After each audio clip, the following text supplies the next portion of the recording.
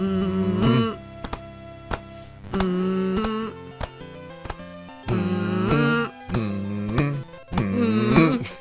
all we could think. Through that unseen. Hi, welcome back. That was our brief little, in case you've never seen Wolf of Wall Street, I would just look up Matthew McConaughey, Wolf of Wall Street. I'm going to show it. Oh, yeah, we'll show the clip. Totally show the clip. But this reminded me far too much of Wolf of Wall Street. People. Yeah. What a So way to end anyway, it. yeah. What a way to end it. Like, Bill and I started humming the Wolf of Wall Street song. I was like, this is inappropriate. But it's totally appropriate. Welcome back. Welcome back to What's the Word. We are Amanda Sadai and Bill Gardner, and this podcast is... Am I no longer a warder? What happened? I'm just used to saying Bill Gardner. What happened? I don't know. Maybe after this episode, you might not want to be a warder. Anyway, We'd like to say that this podcast is more insightful than the Aelfin and less obvious as men flirting. That's the little tagline today. Wow. So, I was hoping to see Min today, but we got to see a character that everybody has been dying to see. Who's that? And it's Loial! Everybody loves Loial. Loial is just a fan favorite, one of my all-time faves, and it's funny. The images of Loial had been leaked, and the response was not good. So I didn't know what the community was saying, but I know from my perspective, it was like, oh, like starting to pick up steam. Yeah. And production value continues to increase. Mm-hmm. Increase. Increase. Increasing. But, yeah, I saw those pictures. You sent me those pictures, and I wanted to die. Right. You wanted to die, but then you heard that voice.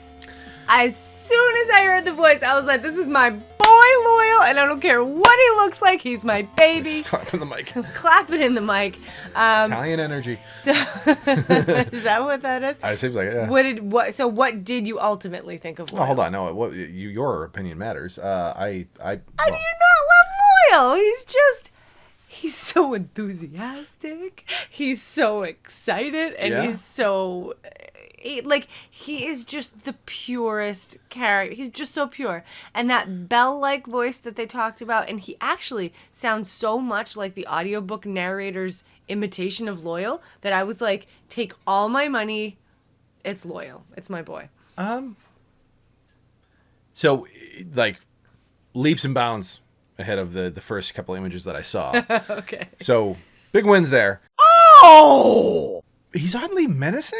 Like there's his voice, it's Vaderish. It's gorgeous. I love how he's a little socially awkward. He's so awkward. Yeah, and he's so precious. It's great. They definitely nailed that. I'm not getting a lot of as much wisdom as I would have thought from him.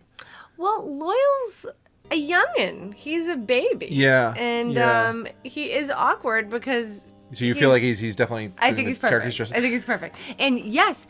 He's a little menacing. People are terrified of him. Everywhere they go, they're like, it's a monster. And poor Loial, you're like, oh, but he's a baby. I will say that seeing the dimension, because you saw those stills and the way his face was stretched, it felt very cheap. And but like when you actually see his profile and you see it felt grounded and it felt, he's humanoid, but he's different enough. And whereas before it looked like, okay, he's just wearing some silly putty on his nose. And it was like, oh. So light years ahead of what we saw. Hair is much better than the initial shots had me believe. Yeah. Voice, I'm not sold on. It's melodic, but I'm not. I feel like it might be. I mean, you want a character like that because he's humanoid to be a little bit unsettling and off-putting. Mm-hmm. It's that sort of same thing with Uncanny Valley. Well, no.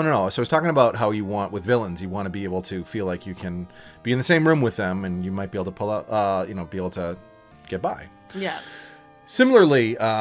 I don't know what archetype this is. I should have prepared this before, but we just watched it 2 minutes ago. Yeah, so we walked downstairs. Ran downstairs.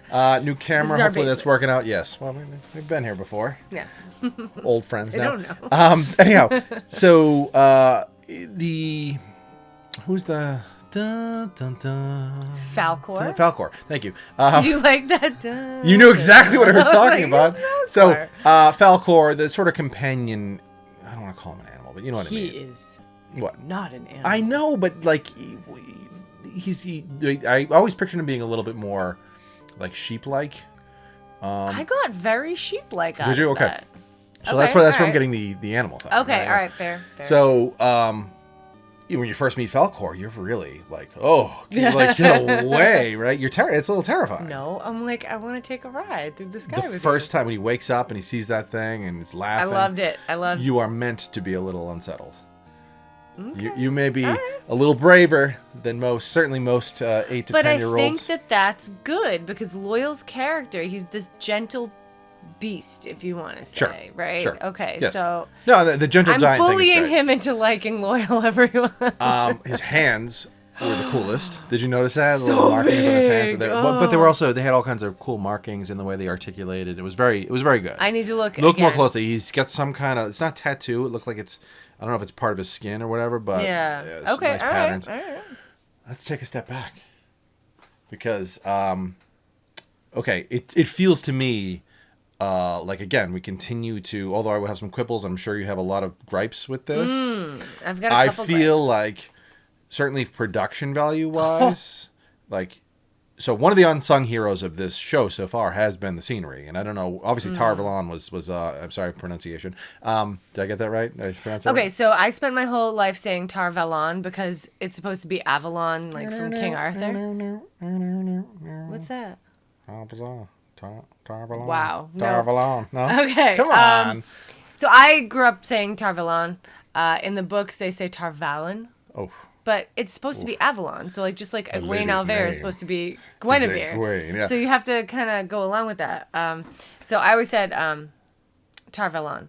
So we can call it whatever we want, but it was so beautiful. We just skipped all around here. Hold on. Yes, we'll get to that. Okay, That's later in the alright, episode. the scenery. Midway Let's through. talk about the scenery. Yes. Let's talk about the scenery. And I think in general, the show really feels like it's finding its form in terms of, I would take some issue with like where they're focusing, but they are slowing down nicely. That was my biggest complaint early on. Is just like it was like boom, boom, boom, boom, boom, boom, boom, and I think particularly we talked about the first episode, supposed to be the pilot being 2 hours. Weird and pacing. Yeah, exactly. And they've really started to slow down and soak in the moment and like really chew the scenery. So big wins there. Yeah. Literally when you have scenery that gorgeous, like that, those opening shots, like gorgeous, right? Spectacular. Beautifully shot. Certainly a lot, big improvements on slowing things down, like the actors, like the Matt stuff, right? Matt stuff is spot on. I can't get enough. He remains my favorite. Yes. I mean, he's still, in your view, true to form. Maybe a little accelerated, would you say? Okay, so they skipped one of my favorite sort of montages, and it's a fan favorite, the play for your supper. So when they take Tom's harp or flute, I forget which one, sorry. How dare you? I know, but they use his Some fan. instruments to go from farm to farm, and kind of, it's like Matt's kind of like in a fever dream, and he and Rand are playing music for their supper and a place to stay. And that month where Rand and Matt are on the road, I always just really loved. And so they did skip that, but I totally get why. You have to pretty much get to the eye of the world in 3 episodes now. I don't know how they're going to do it. Well, so... Yeah, I mean, so we'll see how it plays out. Again, really finding its form, and there's elements that are introduced here, including the Warder stuff here. There was a lot of focus on Warder that. stuff, yeah. And the whole time I'm thinking about, so they really rewrote Logain quite a bit to teach you, like you pointed out. They did. I think that was a really smart thing, and I think it really helps the show and helps the newbies on board. What were your thoughts on the stuff here before we get to the Warder stuff? Yeah, just take it from the top. Mourning. This is very much an episode about mourning. Okay, so I think we're gonna have the little spoiler alert sound here coming in. Well, I think this whole episode gets a spoiler alert because this is the first time we're doing it right after, right? So I think we just get into it. No, I mean a spoiler alert. Okay, for the books. Moiraine. I'm going to be vague, but I'm just going to say, like, if you don't want to hear this, like, skip a little bit. Moiraine makes a really unusual choice, almost like planning a will, so that Lan does not suffer. And we never really got a reason other than why, like, Why did Moraine do this to Lan? This is very, very unconventional what she did to Lan. This backstory is going to show that she and that closeness they had in this episode, the way he touched her hand, the quiet moments they had together, that was foreshadowing Moraine's decision to have a discussion with a certain Aes Sedai about what's going to happen to Lan when she inevitably passes. Now, spoilers over, whatever Sure. we're going to do there. But this was setting up Moraine's concern for Lan, because Moraine is doing something more dangerous than any other Aes Sedai in the whole tower. And even Alana Mosvani tonight was like, Moraine, nobody really knows what your plan is, what you're up to. And that's because she's doing more dangerous things than any of them. Hunting down the Dragon Reborn for 20 years with nobody knowing except Swan. And I can't wait for Swan in the next episode. Like, I cannot wait for the Amelin seat. You think she'll be in the next I episode? can't wait. Oh, 100%. Well, I think the next episode is called The Flame of Tarvalon, which is the Amerlin seat. So, Cool. like, we're going to meet Swan finally, and I'm really excited. So, yeah, I think the water stuff was great. I think it set up the conflict of Moraine kind of thinking about, like, oh, man, I'm doing such dangerous stuff, and I care so much about Lan, and that's my interpretation. Did you enjoy the water stuff as like a guy? No, I mean, I have to say, like, there was a lot of White Tower politics, and like I could eat that up all day long. It's like, give me more Aes Sedai politics. So yes, I did that stuff was great. I think part of it was knowing, the first few books relatively well. I partly expected. I kept asking myself, like, where are we going with this? And I'm anxious to get to, or excited to get to the other stuff. And this was very worthwhile. Yeah. But I don't think I quite enjoyed it as much, just because there were a couple points where I was like, I forget his name. What's the warder's name? Steppen. Yeah, sorry. Steppen was, I felt like, okay, cool. We're resolved. He's like, I like that bit where he said, and it was actually a really good approach to loss, which it hadn't really occurred to me, is like, I'm not ready to let go of the pain. And his philosophy on, like, that means I'm moving on, I'm not ready. So I thought that was really an interesting take that I'm not used to seeing in media. So that was cool. But after that, I think, okay, cool, we're good here. And then the drug scene happened and the rest. So, but in terms of the mourning, I thought that was interesting. I did have two problems, and these are both going to sound a little bit possibly sexist. I was kind of surprised. I understand Moraine being there, but the other two... Why was 99? Yeah. Look, first of all, she went back to the tower after sneaking out. I'm shocked about that. Which is a big thing. Okay, so you were bothered by Aes Sedai presence. I mean, like, it doesn't have to be a boys' club, but it was a little bit like, okay, I can understand if the main pallbearer or whatever, Lan, has his Aes Sedai in there, but it just felt a little bit weird. Well, again, we have an entire scene and scenario that's fictionalized, right? Yeah. It's silly to say fictionalized when it's all fiction, but this is not another. Canon. This is this is not from the books, right? And so they made a choice to include it, and they took up a lot of screen time with it. So it is a deliberate choice. I think that it built on characters more. I think that it built on the world more. Yeah. I would have liked to seen it cut in half. I don't know. Lan showed more emotion than I'm used to, and I'm not sure if I'm crazy about that. That was my other issue there, is like, that changes the dynamic throughout the rest of the show. His whole thing is stoic. Yeah. Right? And that's the warrior's way and all that sort of thing. And so we'll see how that plays out. But now that we've seen that side of him, and I understand why, I mean, I don't know that I got enough of a close relationship between the two of them. And so I don't know. I know that it's what they're trying to do and be like, hey, this is really impacting him. And there's this whole subtext you're talking about with Moraine, and making sure that just further explaining that bond, which is, they keep saying, strongest bond, can't really fathom how strong this is. Right. But yeah, this does change him quite a bit. And it was a good scene. It was a powerful scene. I felt like the last yell I probably would have done away with, like where he's doing the whole pulling the can. So that's going to be memed to oblivion, I guarantee. And it's no one's fault. It's just a little bit over the top. Yeah. So I'm torn. Yeah, I mean, right? All I have to say is, where can I get those little Forsaken dolls? I want Steppen's Forsaken collection. Okay, so that's what I want. Should I have known that that's what those were? That's what he said.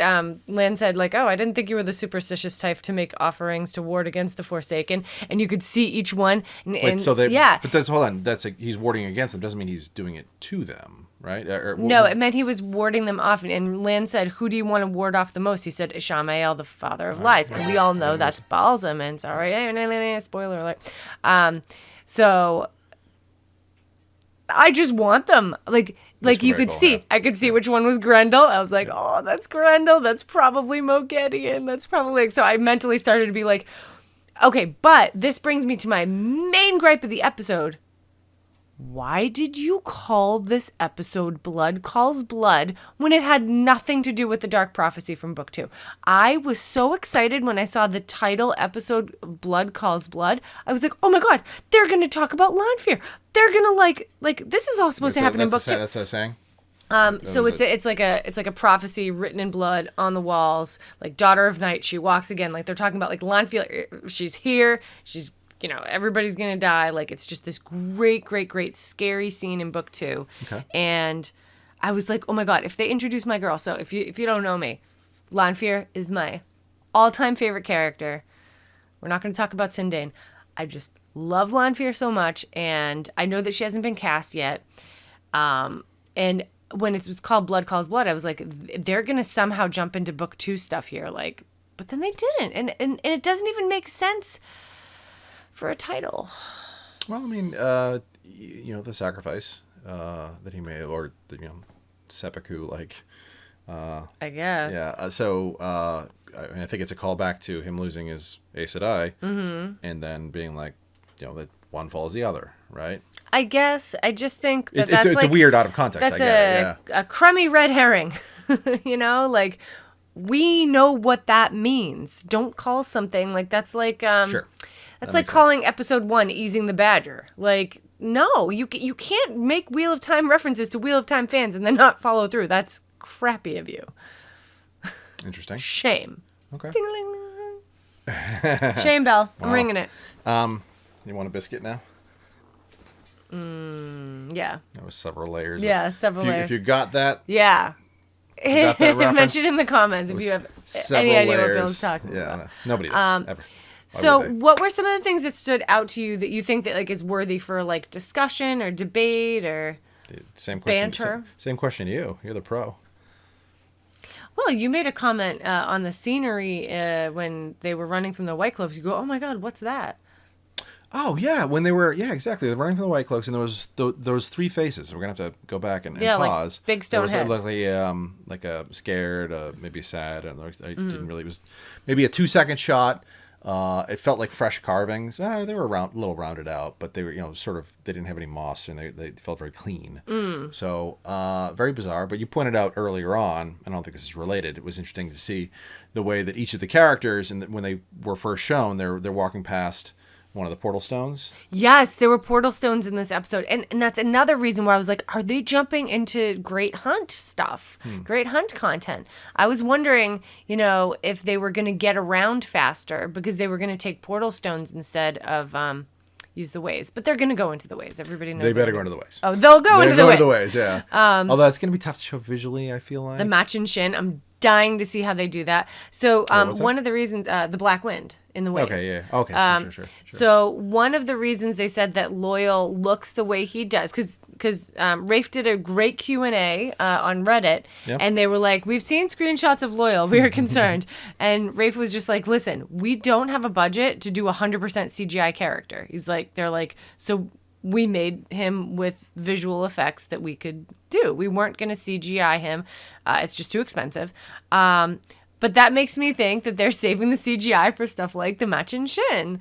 And I like what they did with Mashadar in Shadar Logoth. I think that they made that look really cool and interesting. Almost like magnetic filings, I thought it looked like. Almost like in those things. I thought that was cool. I feel like they hadn't quite found their form effects wise. So it was a little bit, again, I feel like every episode, and if you're going to spend your budget you want to do it on Tarvalon. You want to do it. Oh, and they did. Shots. It Yeah, was exactly. so beautiful. Gorgeous shots. Yeah. So I definitely teared up when I finally saw Tarvalon. I've, spent years and years and years picturing this place, and it was so beautiful. And you could really see that it was Ogier sung, like Ogier sung. The stone that looked like lace, like there's no way you could carve it. It has to be, Ogier magic. And it was so pretty. It was so beautiful. And I think we're at the point now where the production design, controversies like Loial aside, production design, like there's a scene where Lan walks in and Moraine, I don't know why she was still wearing that jacket or the cloak, which is the greatest cloak ever, first of all, right? The best cloak. Yeah. So, she's sitting there, he comes in, and I was like really marveling at it wasn't tile, at the stone carved floor. Yeah. It was like, I kept thinking like, man, what a pain that would be to sweep. But just the amount of detail and all There's of novices for that.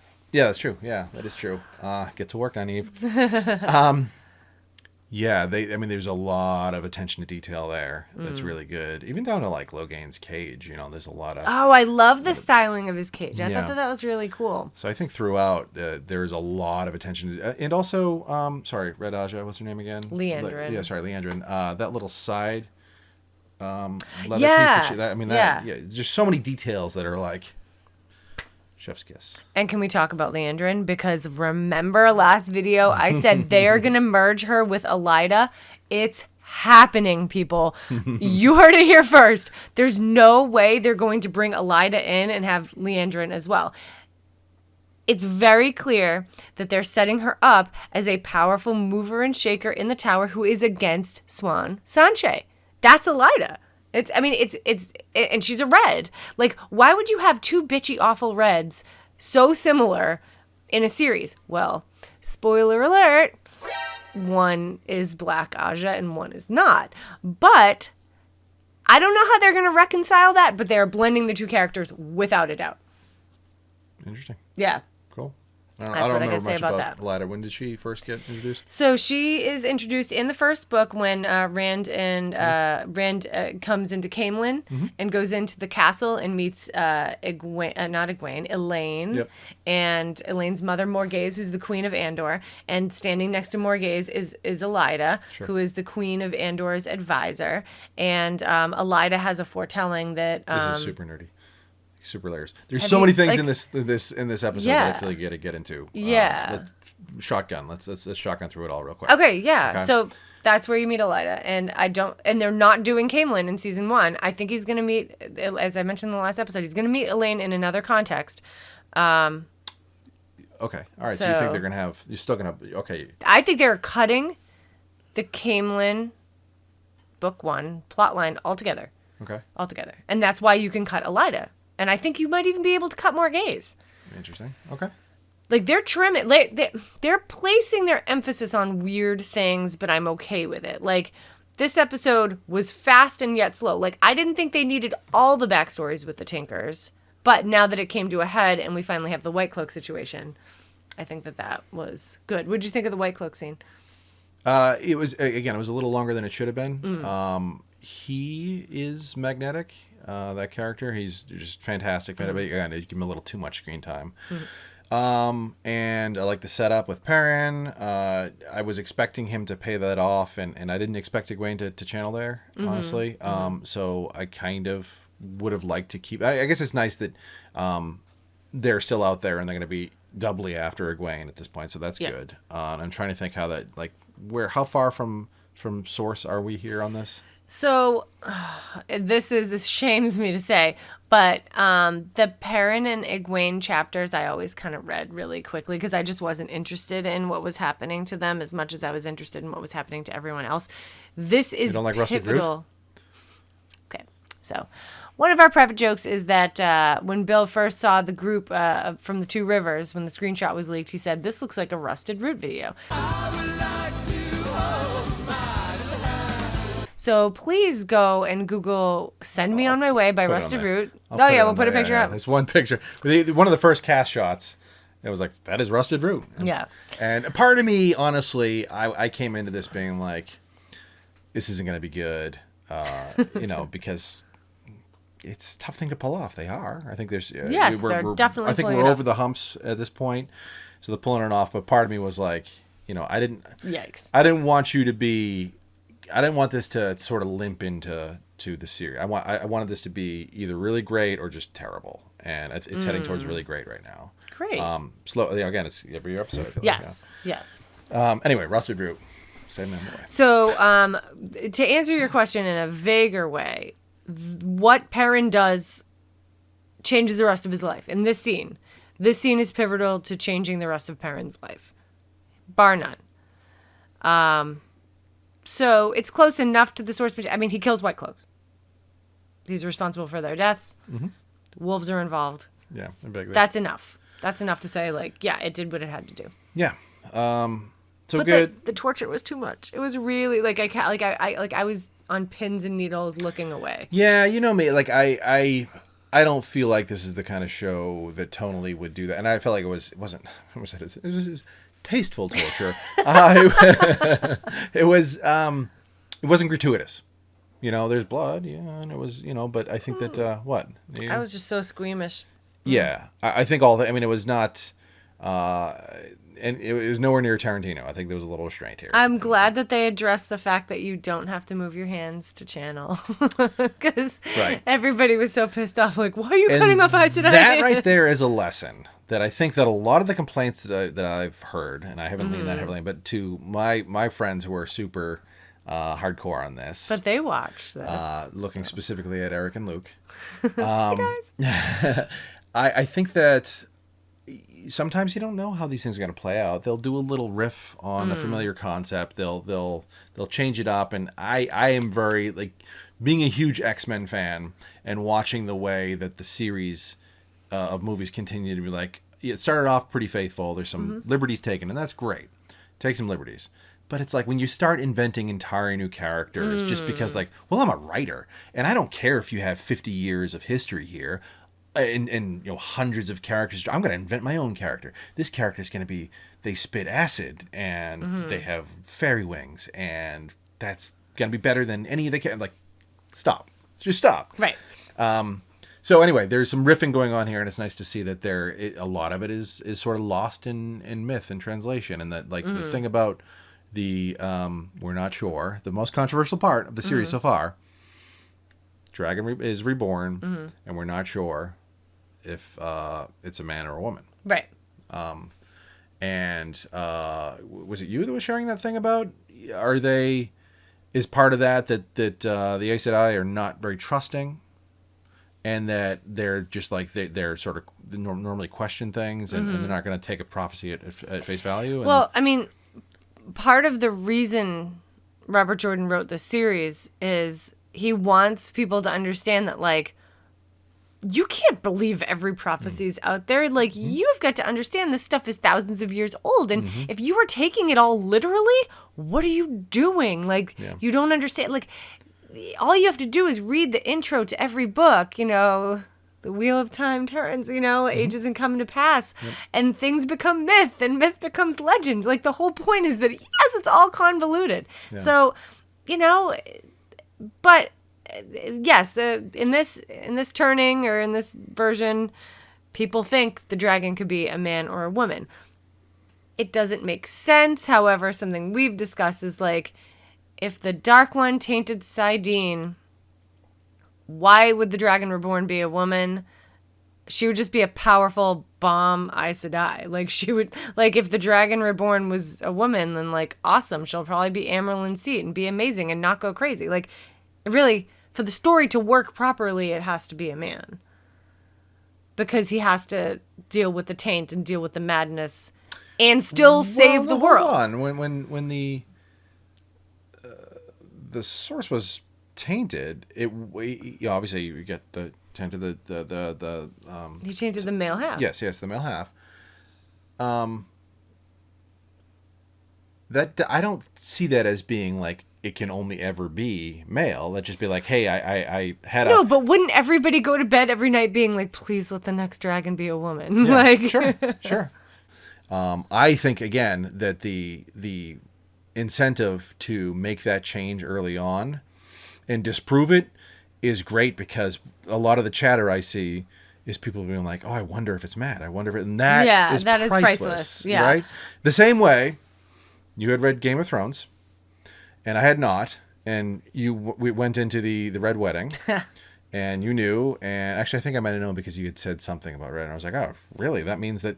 Wow, they're all gonna, So I think you kind of. I have a weird way of taking cryptic notes and turning that into, oh, I know what's gonna happen, unintentionally.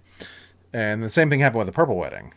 And you'd whispered that to. No, you whispered to Lindsay or someone else, being like, "Hey, well, the Purple Wedding," and I heard. I was like, "Purple Wedding." Joffrey's gonna get poisoned, isn't he? It's like, oh shit! Like, I pretty much nailed it right then and there, having no knowledge of what was gonna happen. I don't know how I got in that tangent. Sorry, what were you saying? The benefit of new fans guessing things. So I've had conversations with new fans talking about like which character they think is the Dragon Reborn, and that's been exciting. I've seen a lot of chatter. People being like, "Wow, after the last episode, I definitely think it's Nynaeve," and I just kind of sit there being like, "Oh, that's look at you all. That's great." And as far as I understand it, on that note, relatedly, I believe Amazon said that they had a huge launch with this. I think it was their biggest ever. This is the #1 streaming show in the world right now. Really? Yes. So that's great. I mean, so I think if we can, as long as there's not going to be deviations, that they stick to it, and they're like, oh, by the way, Rand's not. Oh, where? Sorry. Rand's not nice. Yeah, he's not a nice. Although I will say, it was nice to see his hair. Like you were like, oh, he looks like. What did you say? I said he looks like a wool-headed sheep herder. I'm so happy. Yeah. He looks so precious. Nailed it. Yeah. And again, Matt. Oof. Yeah, wow. Like he came on screen and both of us go, ooh. Like he looks so bad, but so good. He's just great at what he does. So isn't it potentially awesome if this continues on the trajectory it's on, where it feels like the budget's getting better, it's a lot more disciplined, they're finding their form, whether that was because of the delays with shooting due to COVID and they had time to digest, or better directors. I gotta check this director out because I think there was I saw her name in the beginning. I forget what her name was, and I felt like she was like, I don't think I've seen her before, but I was like, okay, this is a keeper. Yeah, this one's a keeper. But yeah, I mean, imagine if this continues on this trajectory. We've got a lot of ground to cover, and that's why it's like, okay, so if it continues doing well, they're gonna be like, wait, now we can actually slow down, and we can really, chew the scenery. I mean, has that occurred to you? Yes, it has. In fact, so as you guys know, I'm in the middle of listening to Lord of Chaos, and I just keep thinking of like, the series needs to at least to get to book 6 because I have to see that on screen. I have got to see that on screen. And last time we talked about Robert Jordan's pacing, Lord of Chaos is so perfect.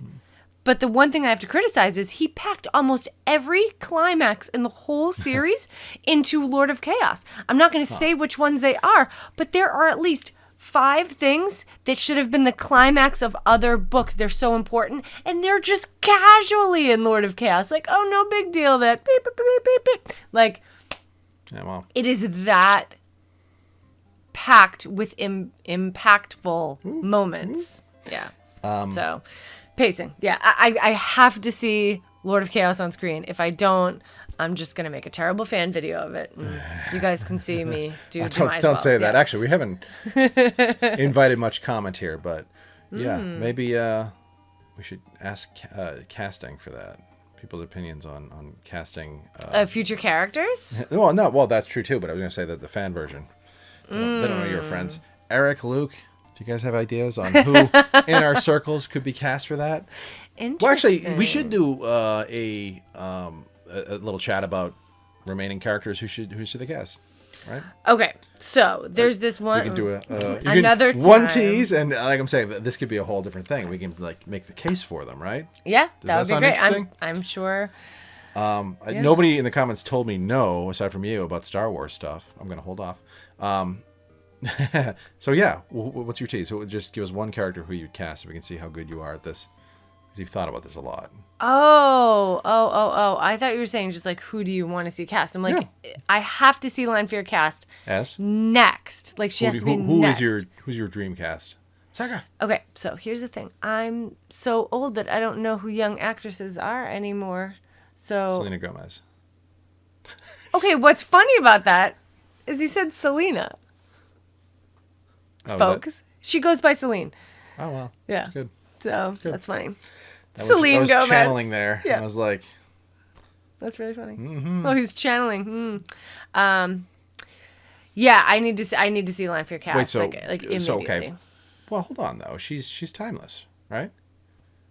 Well, here's the thing. So, when she's Celine, she looks like a young woman. Who does Gillian Anderson get to play? I'm going to say one of the Aiel maidens of the like wise ones. An Aiel wise one. Sign me up. Yeah. Sign me up. Yeah. So, Lanfear, who is it? Pick one. Nobody's perfect enough. Timeless. Nobody is perfect No. as Lanfear. I can't. Okay, so let's rewind to the late 90s. Who had you cast at that point? Okay, and this is really weird because I never watched Twin Peaks, but I know 90s Sherilyn Fenn. She's got these great, like, evil-looking eyebrows and that black hair. I think that she would have made an awesome Lanfear back in the day. She was in the updated series for Twin Peaks, I believe, right? I don't know what she looks like now. It could be brutal. But I'm just saying, like in the 90s, yeah, I think that she had that really, like, she just had these great, expressive, possibly dangerous eyebrows that I was very much like, those are Lanfear brows. Give me some other actresses you cast back in the day. So, I mean, I pictured myself becoming Lanfear to the point where very early Photoshop, remember the Wheel of Time art book? It came out and there was this great, great picture of Lanfear, and I remember scanning it and scanning my senior picture over it, and I was like, yeah. Oh, wow. Yeah, and it fit really well. That's good. Yeah. Were you using your yearbook editor privileges for yes, that? pretty much. Like, it's awesome. pathetic. Yeah. I'm surprised you didn't put her picture. Who would you like to see cast next? No. I'm trying to get inside your mind here. I'm trying to figure out, because you were like, No, it was me. I was like, I wanted to be Lanfear. Okay, but give me another character. Okay. You probably did cast Gillian Anderson as Moraine, I bet, right? Didn't you? I bet you must have. Honestly, because I read them for so long, I wasn't interested in fan casting because they were cemented in my head. Okay, that's good. So I genuinely, folks, did not fan cast. Yeah. Okay. So you're not going to do the Lanfear thing? What Lanfear thing? One cast. I can't. I'm devoted. Who do you think should play Lanfear? Give me some lovely actresses. Okay, so they floated a picture of an actress, and they were like, she's really important, season 2. And most people are looking at her going, I think she's Elida. I hope she's Elida. She has a very, very severe face. But a lot of people were like, it's Lanfear. And I do not approve. Really? Do not approve. We'll find the picture. We'll slap it in. Okay. Do you think that this is Elida, who I no longer think is going to even be on the show? Or is it my girl Lanfear? I don't know. It's your girl. I don't know. I've got a fan cast, and it's never going to happen because he's too famous. Asmodean, David Tennant. It's happening in my mind. Yeah? Yes. It's not very threatening. Asmodean's not very threatening. No? He's a Gleeman. I'm sorry. Who was I thinking about here? Wow. Oh, we should have done the spoiler alert. No, it's fine. Okay, in that case, yeah. Yeah, totally. Yep.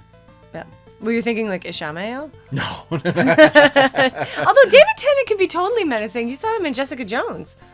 He was like, he was skeevy. like one step away from menacing. Like, yeah, I mean, skeevy. Real world menacing. We're not talking high fantasy. Okay, sure. Menacing. Sure. So yes, obviously he was very menacing in that. Yeah.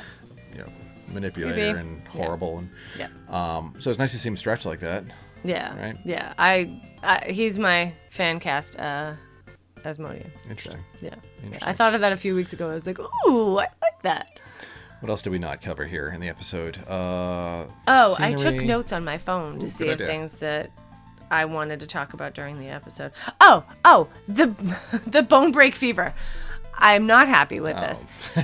Okay, so, and this is small, but in the books, the bone breaking fever is what is the first time Nynaeve ever channels. She sees Egwene dying and she's like, I cannot let her die. And Nynaeve saves Egwene from this fever. And when they told the story about Egwene and the bone breaking fever, they made it about how Egwene's so awesome she beat bone breaking fever. And it's like, no, Nynaeve healed her.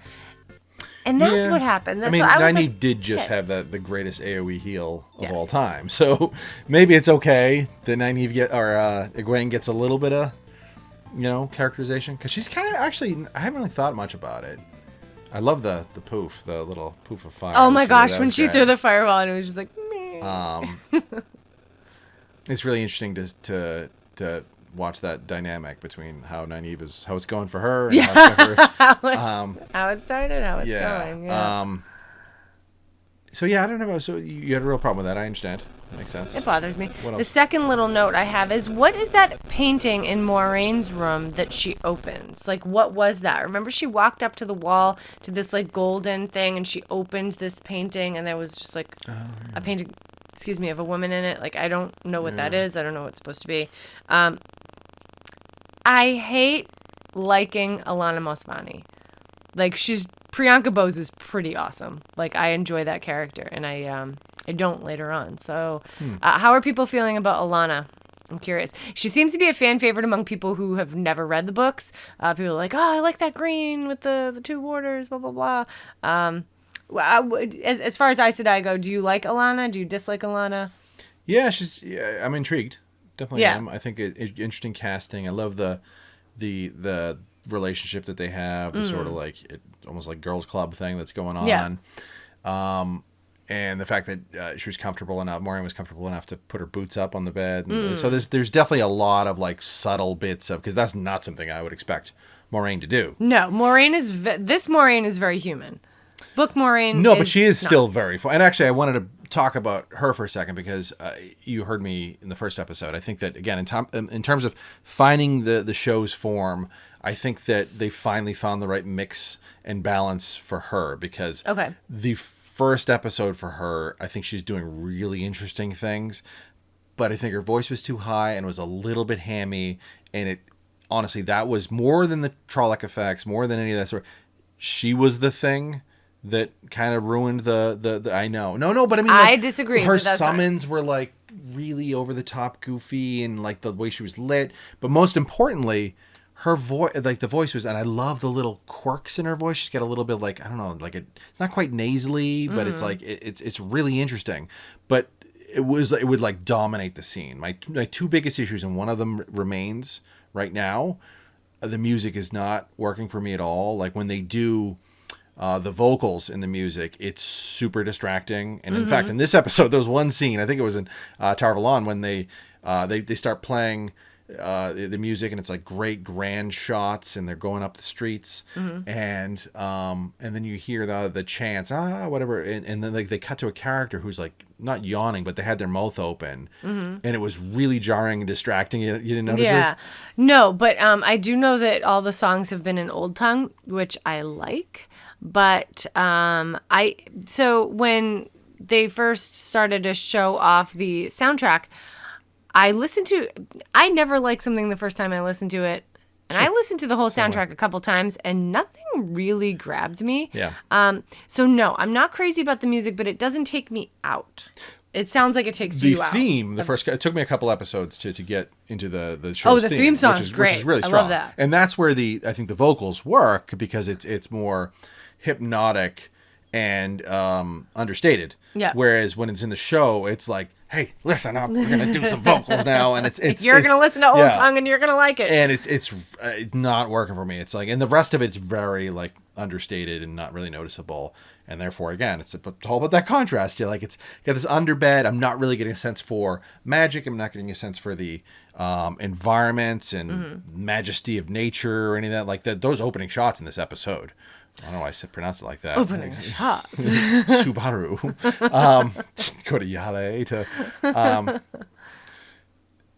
opening shot's absolutely stunning. Mm-hmm. And actually, I wanted to. This was shot where again? What part of Eastern Europe? It is in Prague. Right. And so I did want to look into, are these real locations? Because actually, I've been getting hit with a lot of Lord of the Rings fan groups. I don't follow any of them, but I've been, the algorithm, they're on to me.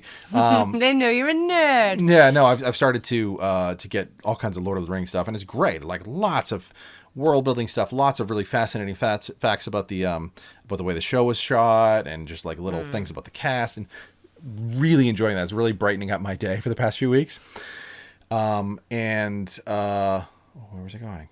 Oh yeah, so there's one guy who's been doing a tour retracing the steps of the trilogy. Oh. And he takes a shot, and so just today I saw one at the Horse Lords. Hello.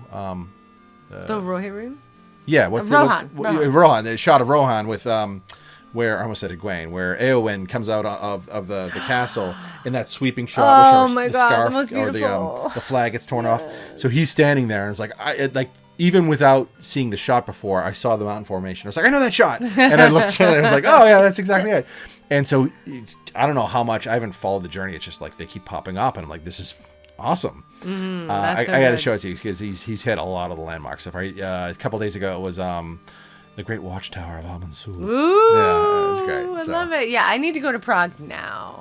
Yeah, so those mountains are like, oof. Super beautiful. And it's very diverse scenery. You've got a lot of plains, you've got a lot of rocky mountains, you've got snowy mountains. I can't wait until they go to Faldera, because that is going to be so in the Borderlands. It's going to be so beautiful. Yeah. I saw that they shot it basically on 2 different sets, one in Prague and one in some kind of desert, and they kind of like almost like average the 2, because Faldera is, the Blight is very the Blight. There's not a lot of growing stuff. It's very barren. Ideal for a set. Dying to see it. Can you folks imagine getting to the Eye of the World in 3 episodes? I can't. How are they going to fit the rest of book 1? Because the last episode is called Eye of the World. Like, they're going to end it the way the book ends. Like, how are they going to get there so fast? Maybe they'll do a little twist, and the name of the episode won't reflect what's actually happening. Like Blood Calls. Yeah, right. Blood. So the next episode, Flame of Tarvalon. You gotta stop reading ahead. It's the episode titles. No, I know, but you they're going to meet the Amerlin Seat.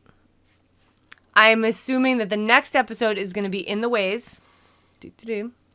And then the last episode is going to be the fight with the Forsaken and arrive at the Eye of the World. And then the reveal of the Dragon Reborn. I can't wait. So wait. Bill doesn't know who Steve is. We don't know who Steve is. There's somebody in the cast on the IMDb who's just named Steve. And it's been a joke for a long time of like, who is Steve? So this is an actor or this is a character? This is a character. Oh, then that's it just coming from, a sort of creation background. I would say that's probably who the person who's playing like Balsamon or something. Yeah. That's kind of what a lot of people are thinking. They're we think Steve might be Balsamon. Yeah, because that's exactly the kind of joke a fantasy nerd would make. Actually, speaking of fantasy, when we went to the Great Wolf. Oh, yeah. So a few years ago, it was longer than that, it was probably 5 or 6. Some years ago. I took my 2 oldest boys to the Great Wolf Lodge out in Western Mass. And it's an indoor water park. Fantastic. Great hotel. Time. Yeah, it was great. It's a great place. Really would love to go back. I promised my kids 2 years ago. Yeah, but like it's been Jeremy. We don't. I think they get it. Okay. Yeah. Sorry. So anyway, yeah, too soon. They have these little. You can buy these wands, and then they have these electronic like screens that you go around, and they give you all kinds of puzzles. And I'm like, oh, go get me the thing over here. And it's like a big hotel, and they've got like a ropes course. They've got little merry-go-round stuff like that, but hidden throughout are these little things that you can scan, so they'll give you a hint with the build your own magic wand. Yes, that's the important so every part. Kid has this amazing build your own magic wand, and they're all scanned so that you can scan the clues and the quests and all that kind of stuff. So I'm in the little briefing area where you pick out your wand. It's really expensive and it's really frustrated by that, but you're like, whatever, we're here. This is going to be awesome. The kids have a great time. So then they ask you, because they bind a name to the wand and your profile, and they're like, okay, cool. So Liam, what's your name? And Liam came with some really great fantasy name. It was the Master. Yeah, it was exactly. I'm like that. He's like 6, 7 years old. Yeah, 7. He's like the Master. He was like, you get it, all right? So I'm glad we picked out the cool one. So then Riley comes up, who's, I guess at that point it was 5, yeah. And they're like, man, what's your name? And he goes, Steve. And Liam is standing there. He just goes, what? And so he's like, and he was just standing there, and I was trying not to laugh, but I lost it. I looked at Liam and I lost it, and Raj. But anyway, it was a great Steve time. is a majestic fantasy name now. There we go. So Riley's redeemed because if Baalzamon is actually Steve, maybe he can channel. Maybe he's Steve Baalzamon. Maybe. That's like his last name. Steve Baalzamon, attorney at law. Nice to meet you. Flaming. Actually, what does Steve Baalzamon? What's his career? What is his? He's a lawyer. Okay, I nailed it then. Yeah. Okay, yeah. I'm torn between insurance, possibly politician. What if it's like law insurance? If that's a thing, I bet that's a thing. Insurance law. Yeah. Yeah. Yeah.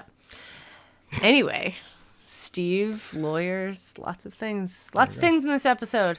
Well, I for one, I can't bear to wait another week.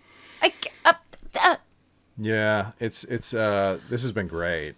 So sorry, how many more episodes? You 3? There's only 3. And then they're shooting season 2 though, right? It's happening now. Yeah. And so 3 episodes, that puts us. They're gonna wait 3. It ends on Christmas Eve. Oh, that's not good. It's actually the night before Christmas Eve. They say it drops on Fridays, but like in the U.S., we're watching it on Thursday nights. Exactly. So it'll be the night before Christmas Eve. It's Christmas Eve. Okay, well that's good. So we can focus, because I don't want to. I mean, I'm loving it, but I want to be focused on being a Grinch. Yeah. Yeah. Eggnog. Right. I love nog. People are skeptical about nog. Do you like eggnog? And do you put anything in it? That's the question. I mean, I think the real question is, what kind of rum do you put in there? Usquai. So that's what the Aiel drink. Oh, so, we should do that. Let's all talk about a haul. We're in Hanukkah right now. So is anyone doing any fun Wheel of Time stuff this season? So there is there were a couple of websites that were doing Mistress Alver's honey cakes for the premiere. Ooh.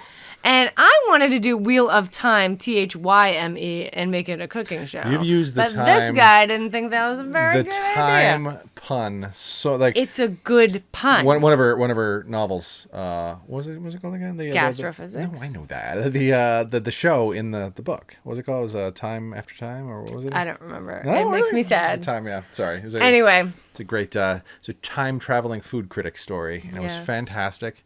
And everyone loved it, and they're like, wait a minute, who wants to read a book about a time traveling food critic? That's a little, I know. I do, but it's a little niche. It was niche. They just said, we don't know what bookshelf to put it on, and I was like, I don't care. Yeah. Just put it on a bookshelf. You build your own bookshelf, right? Anyway, folks, so just want to say, Taishar Manetherin, Taishar Malkir. I got my nice Malkiri shirt on. The golden crane flies for Tom and Gaidon. Walk in the light. May you always find water and shade. And is that like an owl face here? What's going on? It's the helmet. I understand, but it looks like a little owl going, whoo. Oh, man. It does look like an owl. Good night, everyone. Apologies.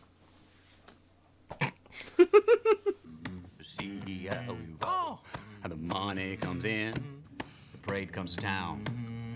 Going down Broadway is a one-way street, whichever way I go.